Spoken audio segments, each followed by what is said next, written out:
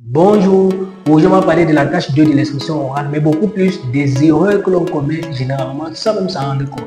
Mais avant, j'ai l'honneur de vous présenter ce résultat de cette candidate qui a eu d'excellentes notes. Et je voulais dire, si vous voulez des cours de préparation, voilà mon numéro en bas, voilà mon numéro en description, vous me contactez. Donc, on parle des erreurs que l'on commet généralement à la tâche 2 après le générique.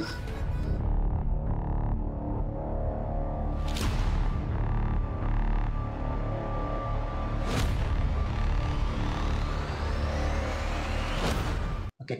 Voilà, comme je vous l'ai dit à l'introduction, on va parler des erreurs que l'on commet généralement à l'expression orale, la tâche 2. Rappelons d'abord que la tâche 2, il y a 2 minutes de préparation, 3 minutes 30 de passation, donc c'est 5 minutes 30 secondes. Je rappelle encore que ici, il faut poser des questions généralement ouvertes si on veut atteindre le temps. Oui, 3 minutes, ça a l'air vraiment très court, mais c'est quand on est en train de parler qu'on se rend compte que ce n'est pas réellement court. Surtout si on est précis, si on est rapide pour dire ce que l'on veut dire. Donc, il faudra vraiment être concentré, vraiment être focus, comme on dit souvent. Et généralement, on donne certaines choses entre parenthèses. J'ai dit certains mots dont on doit insister sur ce que l'on va dire. Mais pour ce sujet particulièrement, on va parler d'un sujet, je vais mettre le sujet pour que vous pouvez le voir là. Oui, j'ai eu à participer à une émission, je suis votre ami, vous poser des questions. Pour pouvoir avoir des informations et tout. Donc là, ici on n'a pas mis entre parenthèses certaines choses que l'on met généralement.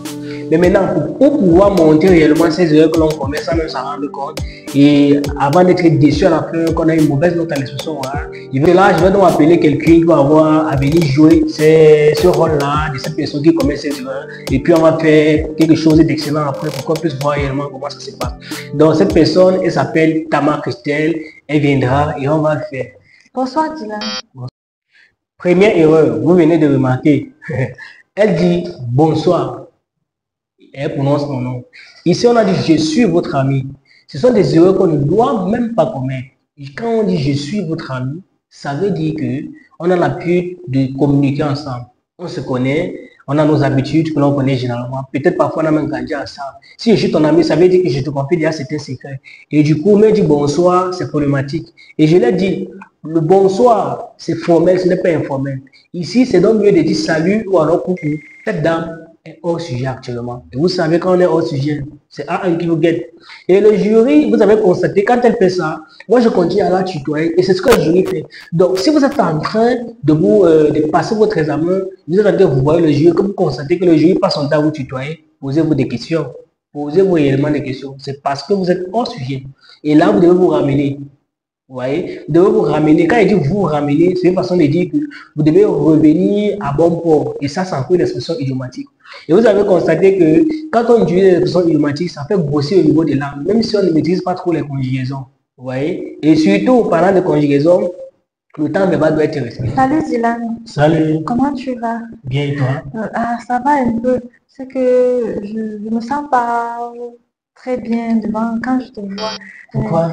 Je sais pas, le stress et tout. Bon, je voudrais te rencontrer parce que je vois un certain nombre de vidéos circuler sur les réseaux là, à propos de l'entretien que tu as eu à passer sur une chaîne de télévision. D'accord. Donc, comment faire d'abord pour échanger devant des inconnus et devant des caméras? Bon, déjà, il faut être bon dans son domaine et on peut te contacter à tout moment. Vraiment, ça me met mal à l'aise. Je ne sais pas pourquoi je me sens bizarre. Je voudrais bien avoir plus. Qu'est-ce que tu sens mal? Je sais pas, peut-être ta présence, peut-être, je sais pas, je sais vraiment pas. Voilà encore notre erreur qui vient de commettre. Vous allez constater, je vous l'ai dit, le stress, c'est normal, vous voyez, mais quand ça devient encore, à un moment donné, quand ça prend une certaine intensité, ça devient problématique. Il faut pouvoir gérer ce stress. Et c'est justement pendant les préparations que qu'on forme les candidats à gérer ce stress. Parce que quand on se forme personnellement, on a l'impression que l'on maîtrise. Et c'est normal, on a l'impression qu'on est très fort. Je me rappelle encore de ce docteur dont j'ai eu à travailler avec lui, docteur de l'université, qui avait eu déjà, il a 2 doctorats, il a 6 masters. Et lui, il a même été primé dans son université comme étant le meilleur professeur. Mais les choses le TUF, les choses le TCF, les choses le DAC, c'est quand il m'a contacté, on a eu à se former et puis il a eu cette note, cette brillantissime note. Donc, voilà, comme je le disais tantôt, le stress, c'est naturel à l'être humain. Mais savoir le gérer, c'est encore mieux. Et vu que moi, je travaille sur l'intelligence émotionnelle, je donne ma technique que j'utilise pour pouvoir mieux aider ces personnes à gérer ce stress. Il faut être posé, il faut être calme, il faut essayer d'utiliser certaines digressions. Les digressions sont les phrases qu'on prépare à l'avance avant de parler. Ça fait en sorte que la personne a le temps de dire ce qu'il va dire. Vous voyez un peu? Et surtout, l'autre erreur, vous avez constaté, c'est que dans sa tête actuellement, elle ne gère pas ce que je suis en train de dire. Mais le problème, son problème, c'est de dire, de donner ou de présenter toutes ces questions. Autre chose aussi que vous devez savoir, c'est que, comme vous avez bien remarqué, elle n'est pas en train de lire quelque part. C'est un très gros avantage de ne pas lire quelque part, je vous assure. Mais si on ne lit pas quelque part et qu'on se comporte comme elle se comporte, là, c'est clair que vous ne pouvez pas avoir, vous ne pouvez pas déborder B2. Elle est en train d'essayer de démanger le corps, d'essayer de gâter le corps et tout. Et là, c'est le stress. Il y a certains cas, ils sont stressés, ils commencent à tirer les cheveux. Vous voyez, d'autres quand ils sont stressés ou quand ils sont stressés, elles commencent à pleurer. J'en ai connu une pas non plus. Vous voyez, chaque fois, ils présentent d'excellentes notes. Parce que j'ai encore ce genre de personnes à longueur de journée, à longueur de formation et tout.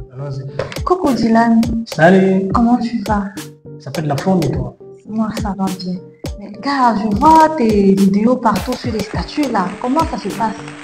Bon, tout bien. Ça se voit. Ouais. Mais j'ai appris que tu as participé à une émission télévisée là. C'était où? C'était à France 24.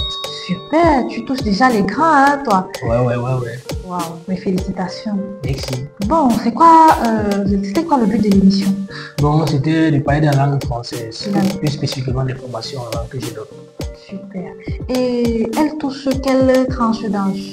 Bon, toute catégorie, toute tranche d'âge. Ça veut dire que mon père peut se lever, il participe à l'émission, mais ma mère, mon enfant... Évidemment. Super, ça marche. Concrètement, c'était quoi l'objectif? De parler des formations en langue. Wow. Et comment tu as fait pour dénicher ce contrat? Bon, déjà, ils ont vu tout ce que j'ai fait, travailler le net et tout ce que je fais, tout avec le prix international que j'ai. Ils m'ont contacté et puis j'ai répondu oui.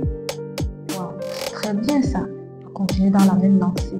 Et comment ça se passe sur une chaîne de télé? Comment ça se passe sur un plateau? Bon, généralement, il y a plusieurs personnes. Il y a le journaliste principal, il y a les panélistes, les co-panélistes en fait. Et comment se comporter face aux caméras? Bon, déjà, il faut regarder l'objectif. De temps à autre, il faut éviter d'être stressé. Parce que quand on est stressé, les neurones sont touchés, les cordes vocales sont touchées, la voix commence à crépusser et puis tachycardie, accélération du mécardien. Merci pour le conseil. Ouais. Bon, est-ce que avant tu as eu à préparer ton émission ou bien tu es arrivé et on t'a juste placé sur le... Bon, là, on te prépare sur le thème que tu vas avoir à faire, mais il y a des questions, on te pose là juste et puis tu réponds. C'est interactif. Oui. Tout type de questions est permis. Oui, mais on ne sort pas du thème. Wow, c'est bien ça. Mais moi, est-ce que je peux m'en sortir? Tu penses que je peux m'en sortir? Évidemment. Maintenant, quel conseil tu peux me donner? Bon, déjà, justement, premièrement, tu dois te forcer à être bon dans ton domaine. Parce qu'on ne passe pas de manière anonyme. Ouais. On t'invite parce qu'on sait que tu es bon dans ton domaine. Super, bon à savoir. Maintenant, comment est-ce que je dois me comporter lorsque je suis face à une question qui ne me vient pas à l'esprit? Voilà. Bon, déjà, je conseille généralement la digression. La digression, c'est des phrases qu'on prépare à l'avance. Donc, moi, généralement, je dis, quand c'est l'entame... L'honneur me choix d'épiloguer sur un sujet aussi actuel que factuel, vital que crucial. Je voudrais bien essayer, hein.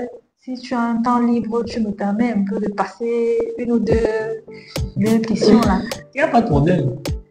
Et tu voudrais qu'on le fasse quand? C'est quand tu veux. D'accord, mais il faudrait que tu me donnes un programme parce que c'est toi le patron. On marche en fonction du programme du patron. Bon, généralement, je suis libre le week-end. Et maintenant, si je veux être en contact avec Vision 4, tu as dit Vision 4, non? Moi, je parlais de France 24. France 24, pardon. Oui. Comment est-ce que je peux faire? Ils ont le site, donc, mais généralement, ce sont eux qui te contactent. C'est pas toi qui contactes, tu vois. Mais c'est vrai que tu peux aussi contacter, tu vois. Mais vu que je ne suis pas une personnalité publique comme toi, gars, comment est-ce que je peux faire? Ok, je vais t'envoyer le lien dans le site. Le site, en fait, tu vas voir, tu vas cliquer, tu vas avoir rempli certaines promesses. Si tu remplis les critères, on va t'appeler. Super, ça marche. D'accord. Voilà, vous venez maintenant de voir ça. Maintenant, j'ai voulu donc que l'on fasse encore cela de manière normale pour qu'on puisse comprendre que on peut gérer ce stress. Donc voilà ta mère qui venait de faire. Mais maintenant, je vais vous demander, est-ce que cette dernière fois qu'elle a eu à faire, est-ce qu'elle a réellement réussi? est-ce qu'elle peut avoir C2 avec ce qu'elle a fait? Si oui, vous laissez en commentaire. Et aussi, n'oubliez pas de vous abonner, n'oubliez pas de liker, n'oubliez pas de partager et surtout de me contacter pour les cours de préparation. Merci.